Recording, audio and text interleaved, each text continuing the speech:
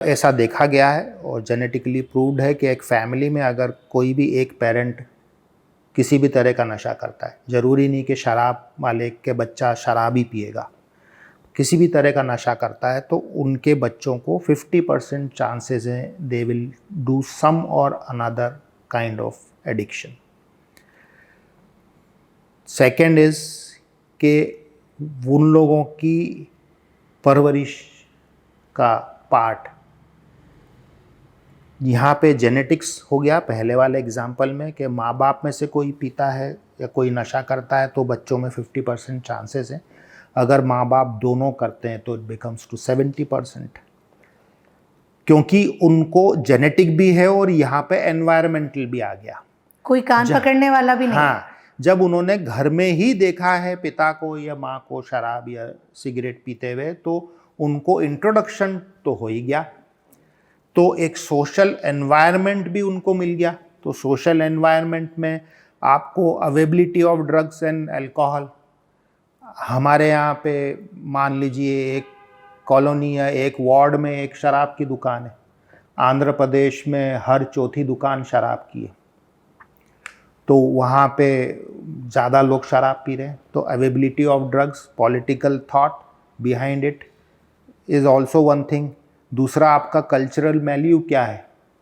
आप अपने परिवार में, आसपास के हर परिवार में किसी को शराब पीते देखेंगे तो कहीं ना कहीं आपको एक्सपोजर ज़्यादा होगा।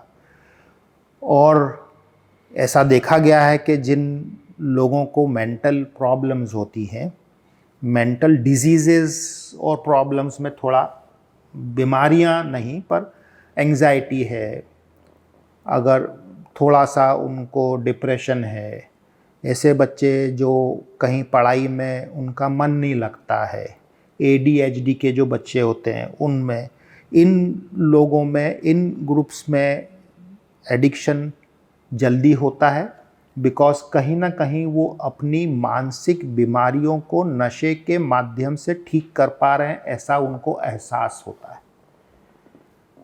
समझ पाए आप, है ना, कि उनको एंजाइटी है।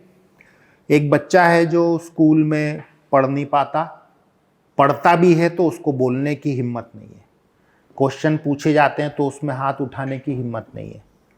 और अगर यही बच्चा कभी गांजा या कोई दूसरा नशा करता है तो उसमें वो जो एंजाइटी है वो कुछ समय के लिए ठीक हो जाती है और वो जवाब देने लगता है, वो अपने दोस्तों के साथ खेलने लगता है, सोशली कनेक्ट होने लगता है। तो उसमें जो ये बदलाव आया है नशे के कारण, उस बदलाव को वो अप्रिशिएट करने लगता है। He start using this drug और this substance as a treatment for his problems.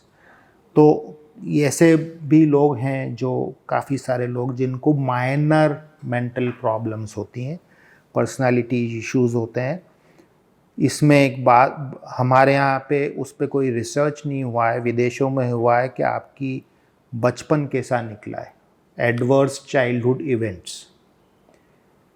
जो बच्चे निगलेक्टेड रहते हैं घर में, माँ बाप दोनों नौकरी पे जा रहे हैं, बड़ी बेटी ही बच्चों को देख रही है, उसको भी समझ नहीं है कि बुखार आया है तो क्या देना है, बच्चा भूखा है तो क्या देना है, तो चाइल्ड निगलेक्ट हो रहे हैं, मारपीट हो रही है घर में, पिता माँ को मार रहा है, माँ गाली बक रही है, यू अंडरस्टैंड। तो एक सोशल एनवायरनमेंट जिसको टॉक्सिक है, नॉट लविंग केयर वाला एनवायरनमेंट अगर है, ऐसे एनवायरनमेंट में बड़े हुए बच्चों में भी ये वाली प्रॉब्लम्स आगे चल के एडल्टहुड में कहीं ना कहीं देखने को मिलती है।